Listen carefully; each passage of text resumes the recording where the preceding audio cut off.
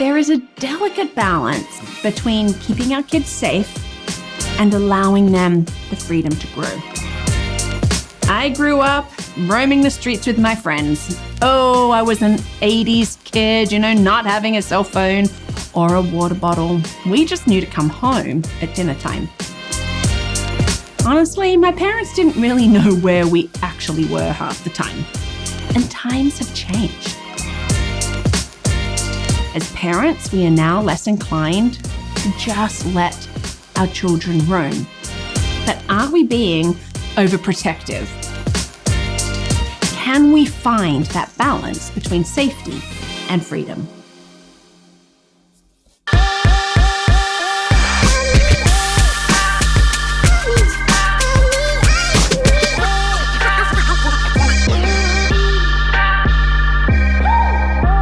Hi, and welcome to Learning Life, and thank you so much for joining me today.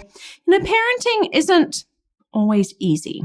We seem to have a lot of questions, don't we? Or it's like, how do I do this? Times have changed from how I was parented, being born late 70s into the 80s to now, oh my goodness, so many things to learn. And that's why I'm on this journey of a learning life. And that's why I bring these videos. And I thank you so much for watching, for your likes and your subscribes, and for your comments. Have you ever been called a helicopter parent? Or maybe you've questioned yourself, wondering if you're being too overprotective. It's a common struggle. We want to shield our children from harm, but we also want to raise independent, confident individuals, right? I know I do. One of my girls accosted me one day with the statement, "You care too much. You protect too much. You never let us do fun things." Mind you, we had just returned from 6 weeks in Europe and taken them to do the things that they wanted, like eating patisserie in France, going to the Eiffel Tower. But no, we don't do fun things. Oh no, I just love them too much, and I care too much, and I protect too much.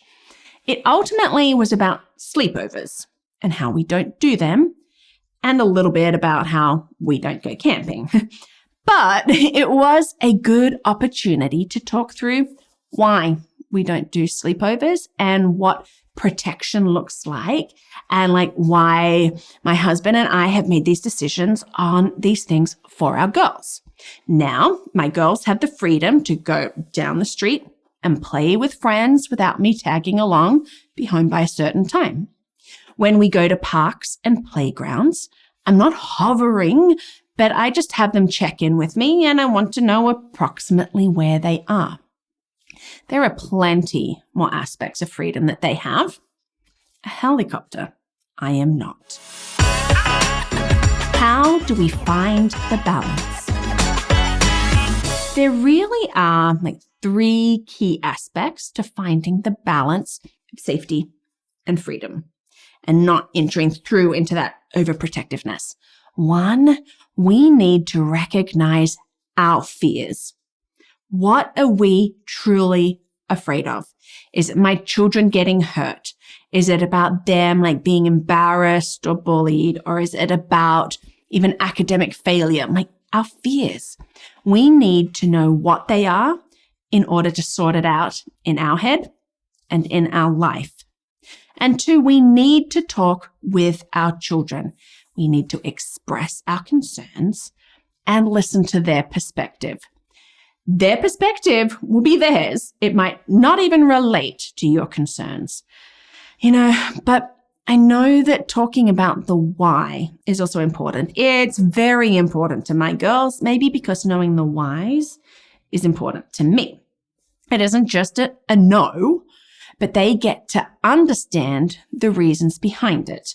We don't do sleepovers because da-da-da-da-da. And they are sort of understanding it.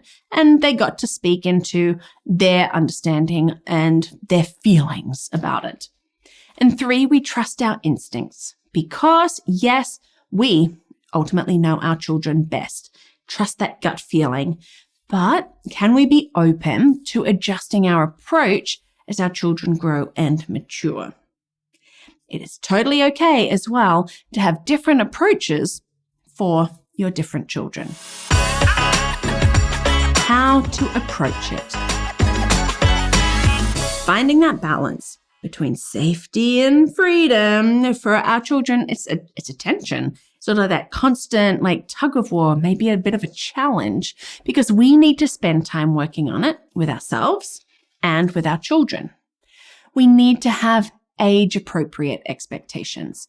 Our children grow and they develop and they mature, but we can't just expect them to have a wide range of freedom from the start.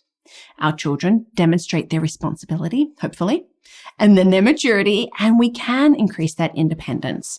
Would I have let my girls at 3 or 4 just go down the street by themselves? No. It was when they were older and they could show these things. But also be willing to be open in that communication and even in the collaboration as a family. It really does help to not be because I said so, or it's my way or not at all, or because I'm the parent. 3 things that I have said, that I feel sometimes, but it's not always helpful. We also want to hear our children's concerns. We want to hear their fears and even their desires.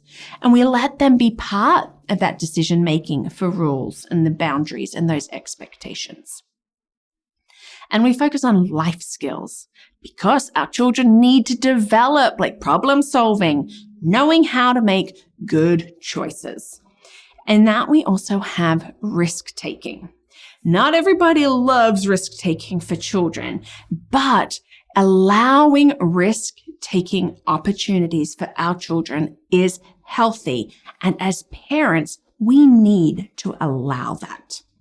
If you want to know more about why we should be allowing risk-taking opportunities for our children, check out my video where I talk about just that. Because that risk-taking is going to open up a lot of beautiful opportunities for our children to grow and mature. And we can also trust that our children can and will make good choices. So we want to establish those clear and consistent rules, right, that are age appropriate. And when our children are involved in this, making the rules, making the boundaries, and what those consequences will be for breaking them, that is helpful. Because we want those natural or those logical consequences when possible. So if my girls are late home from getting home from the neighbors, they know this time, that means, either you have to be home earlier, that reduces your time next time, or if there's been a lot of disrespect about going down, then they don't, those natural consequences. We really can use consequences as learning opportunities. And let's encourage this independence gradually. Maybe you do want to just jump in free range, no hold bars freedom.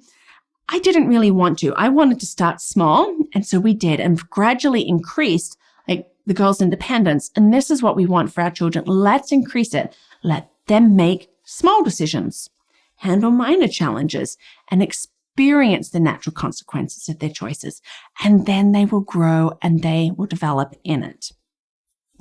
Finding that balance is an ongoing process. There will be times when you feel you've overstepped, or maybe that you haven't even been strict enough. There will be times when your children fully push the boundaries and challenge you.